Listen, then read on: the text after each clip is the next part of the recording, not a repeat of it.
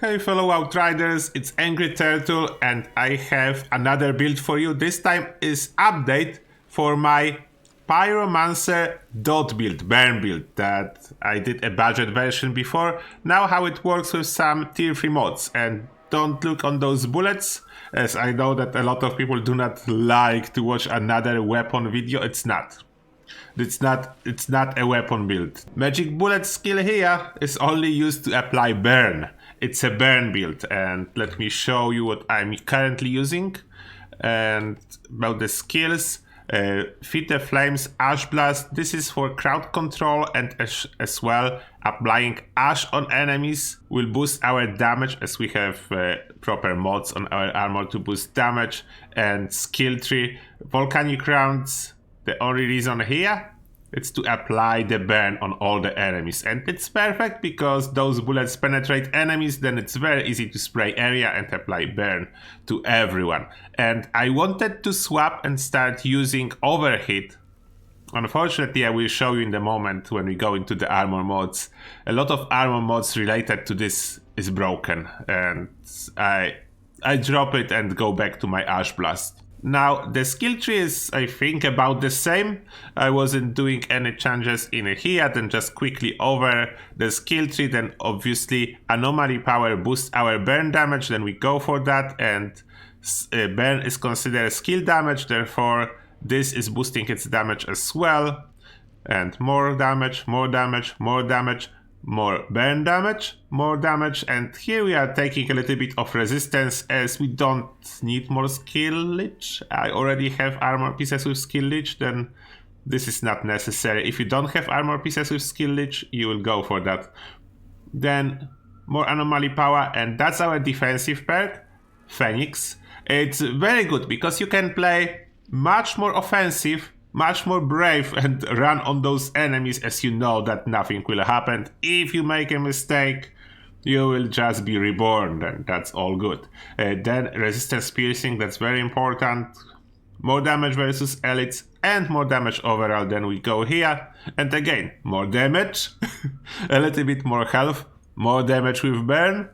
When burn will end, ash will be applied. This is amazing, as we are applying burn to everything, and if some enemies will get a little bit behind, they will get ash, then that's good. This is actually useless, but we only take it to achieve hot situation. This is 45% anomaly power boost whenever we use our crowd control skill, and we have 2 of those, then it's almost all the time up. And then a little bit more resistance piercing. Now about the mods. And before I will be talking about mods that are installed, I will tell you quickly about the mods that are not working for me and I'm really upset about it.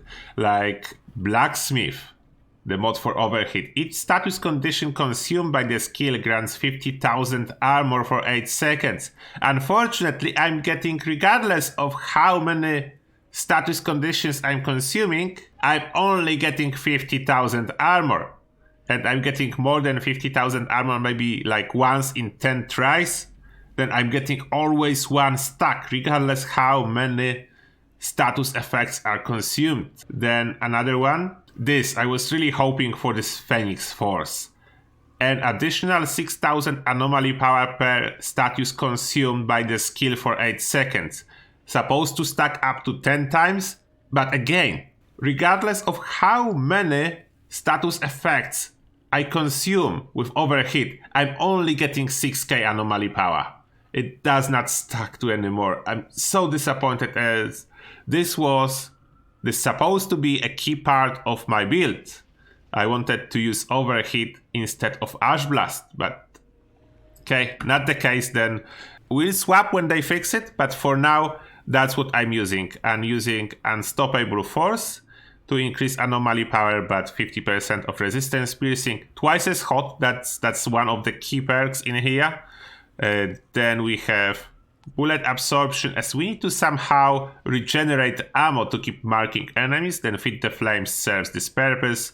Anomaly Echo, that's like a placeholder. I'm waiting for something better that I will be able to equip here, but for now 11k anomaly power, better than nothing.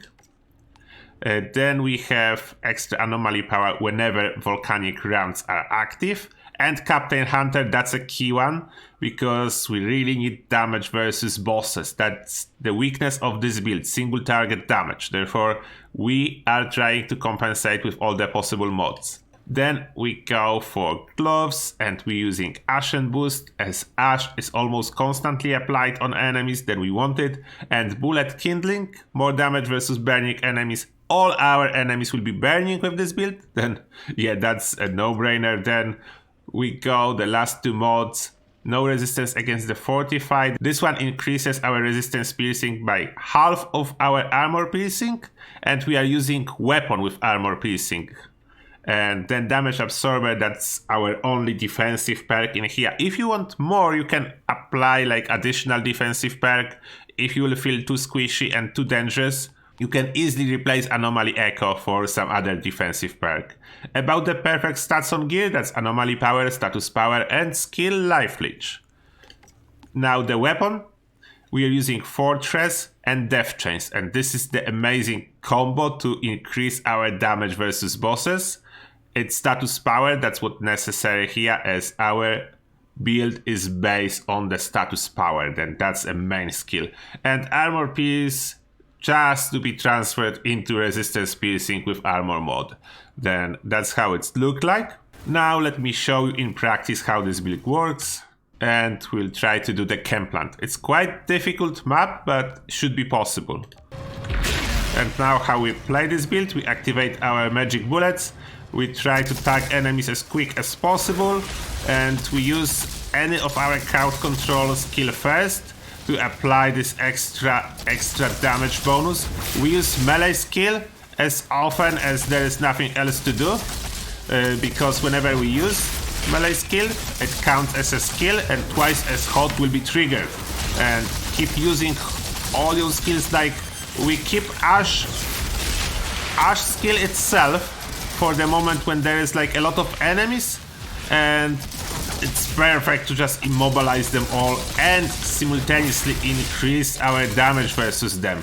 Then that's how we are using it. As you can see, we are taking damage and we are dealing damage, but luckily there is so much healing with this build that usually you will not die.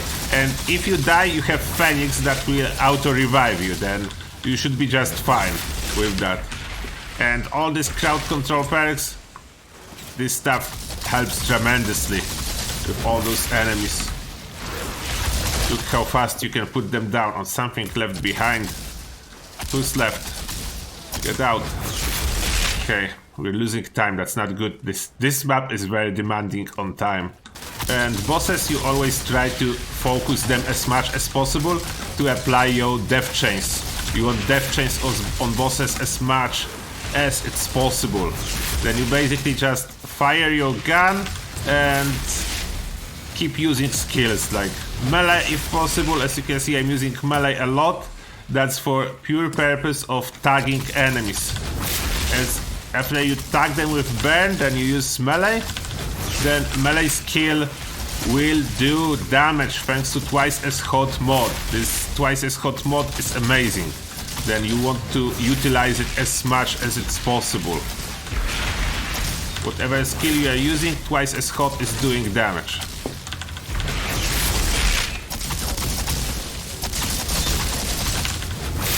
And I will just show you, I think, the results if I will succeed. Hopefully, if I will succeed and will get gold. It's not guaranteed on this map.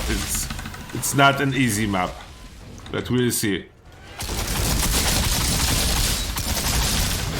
Okay, good news. I managed to complete with a good time. That yeah, that's good. That would be embarrassing if I couldn't complete it, but yeah, it's good time. It's exactly 10 minutes, and we have our rewards. And there is a legendary. Good news. Very good run. It's the legendary. The Bulwark.